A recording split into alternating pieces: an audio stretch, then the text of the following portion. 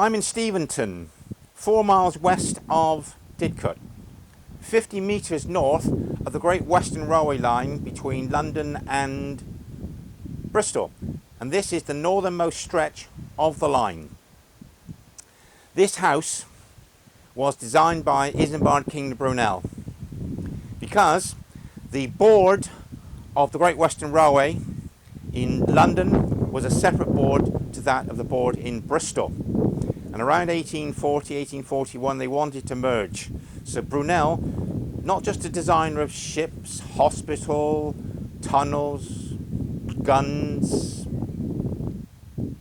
gas engine, but he's also turned his hand to be an architect like he did in South Devon. Here he designed this house because from 1842 the new board of the Great Western Railway would meet here every week, and Brunel no doubt attend many of these meetings, and I get a thrill because sometimes I can feel I'm touching history, because through that archway, that door, that blue door, not blue in Brunel's day, but that archway, the little giant, 5'3", 3 inches tall, plus his stove hat, was in and out of this building.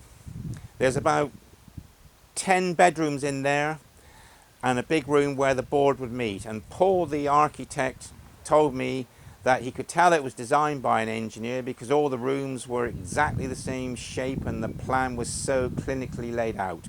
And Paul, by coincidence, designed the blocks of flats which were the workshops for the Great Eastern on the Isle of Dogs.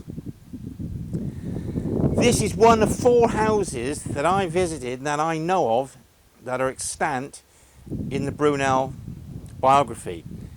The first one that exists chronologically, he grew up in from the age of around 6 to 16, Cheney Wharf in Chelsea on Lindsay Road.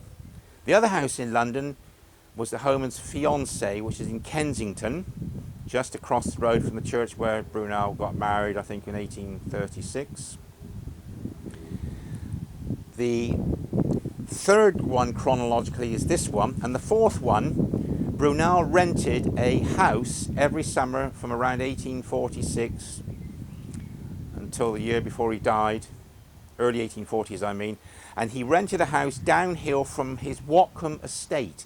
So every summer the Brunel family would rent this summer residence as he was supervising the construction of his gardens, the foundation of his house, and when he was working in the area of Torquay. There are 2 other houses I've heard of. The most famous one was Duke Street in Westminster, where Brunel lived most of his life, which was one of the most elegantly furnished houses in England, but it's now been demolished, and the war rooms which Winston Churchill used are on the site of Brunel's house, which overlooked St James's Park. And finally, in Weston-super-Mare, about 9 miles north of where I live, Brunel was able to live in a big house, and he had a rare opportunity whilst he was away from London building his railways to actually had his family living with him in Weston-super-Mare.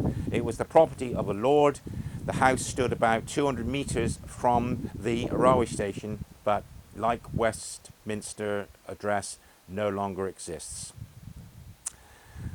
So I'm delighted to be here. If I hadn't seen this photograph in a book, I wouldn't know of its existence, because this is obviously one of the most unusual relics of Brunel's life. The owner knows all about Brunel. There's no plaque. Not many people know that Brunel came here. The house does receive occasionally photographers who are Brunel scholars. Thanks for your attention. I hope you've enjoyed the video. I shall go and photograph more Brunel works around England.